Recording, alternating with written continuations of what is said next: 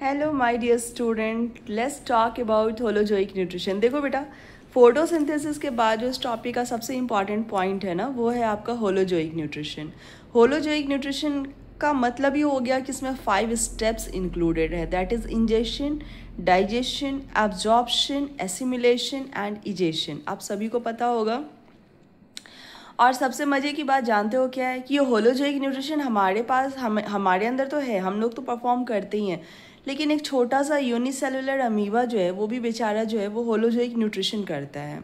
तो सबसे पहला क्वेश्चन आता है, let's compare human being and amoeba, how do they perform holozoic nutrition, right.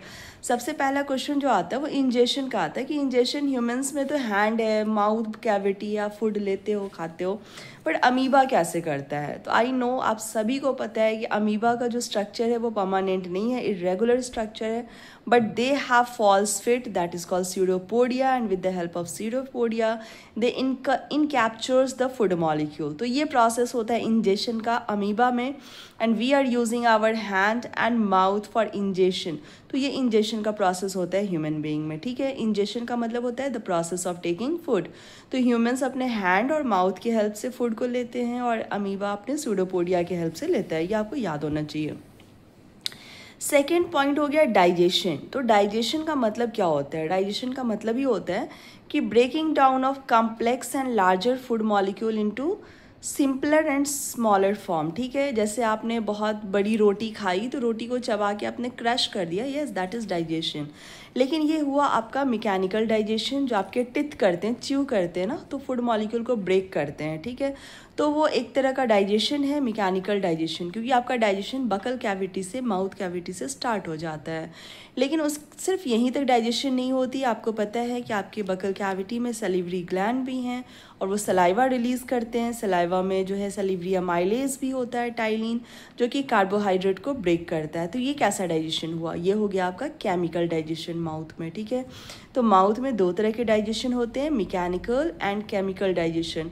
Still आपके सारे फूड मॉलिक्यूल डाइजेस्ट नहीं होते हैं, तो ये एक तरह का कैसा डाइजेशन है? पार्शियल डाइजेशन है, थोड़े से पार्ट का डाइजेशन होता है। जबकि अगर आप अमीबा की बात करते हो तो दे हैव फूड वैक्यूल। जब अमीबा स्यूडोपोडिया से फूड मॉलिक्यूल को इनकैप्चर करता है तो वो अपने फूड वैक्यूल में उसको लाइसोसोम के हेल्प से उसको डाइजेस्ट करता है, जो वो फूड वैक्यूल बनाता है, ठीक है। क्योंकि उनके पास बकल कैविटी नहीं है, हमारी तरह सलीवरी अमाइलेज नहीं है, they having some different process, but वहाँ पे भी डाइजेशन हो रहा है, breaking down of food molecule हो रहा है, ठीक है। नेक्स्ट पॉइंट है आपका एब्जॉर्प्शन का। बहुत सारे बच्चे समझ ही नहीं पाते कि एब्जॉर्प्शन का मतलब क्या होता है, ठीक है। तो सबसे पहली बात आप ये देखो कि एब्जॉर्प्शन होता कहाँ पे है, तो इंटेस्टाइन में होता है या एलिमेंट्री कैनल में होता है। एब्जॉर्प्शन का मतलब हुआ कि आपके जो भी स्मॉलेस्ट न्यूट्रिएंट मॉलिक्यूल हैं, जो आपके डाइजेशन के बाद स्मॉल न्यूट्रिएंट मॉलिक्यूल हैं, वो जो है आपके एलिमेंट्री कैनल के चारों तरफ जो भी ब्लड वेसल्स हैं वो उसमें डिफ्यूज़ कर जाए, उसमें उनका अपटेक हो जाए, ब्लड वेसल्स में अपटेक हो जाए, ब्लड में अपटेक हो जाए। तो एलिमेंट्री कैनल से आपके स्मॉल इंटेस्टाइन से, आपको पता है स्मॉल इंटेस्टाइन में विलाइज वगैरह होते हैं, हाईली रिच्ड ब्लड वेसल्स होते हैं वहाँ पे। तो उस न्यूट्रिएंट को विलाई के अंदर ब्लड वेसल्स में जो अपटेक होता है ना न्यूट्रिएंट का, that is called absorption of food molecule, ठीक है।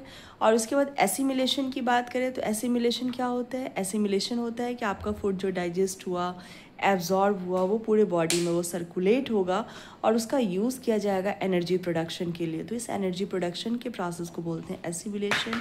और लास्ट टॉपिक है egestion. Egestion you know very well कि इजेशन का मतलब हो गया जितने भी आपके अनडाइजेस्टेड फूड मॉलिक्यूल रह गए, जो रिमेनिंग्स रह गए, वो आपके क्या हो जाएंगे? एनएस के थ्रू बाहर आ जाएंगे, that process is called egestion. Same process amoeba में भी होता है, डाइजेशन के बाद एब्जॉर्प्शन होता है, बट वो उसके सिर्फ साइटोप्लाज्म में होता है। न्यूट्रिएंट्स डिफ्यूज़ कर जाते हैं फूड वैक्यूल से उसके साइटोप्लाज्म में, और उसके बाद वहाँ पे एनर्जी प्रोडक्शन होता है जिसको एसिमिलेशन बोलते हैं। और जो रिमेनिंग सब्सटेंस हैं वो उसके जो है वैक्यूल जो है वो उसको बाहर एक्सक्रीट आउट कर देते हैं, ठीक है। प्लाज्मा मेम्ब्रेन ब्रेक होता है और वो एक्सोसाइटिक वेसिकल के थ्रू एक्सक्रीट आउट हो जाता है। तो these are the process, okay. I hope आपको बेसिक समझ में आया होगा। Rest we will discuss in our next class. Thank you, bye.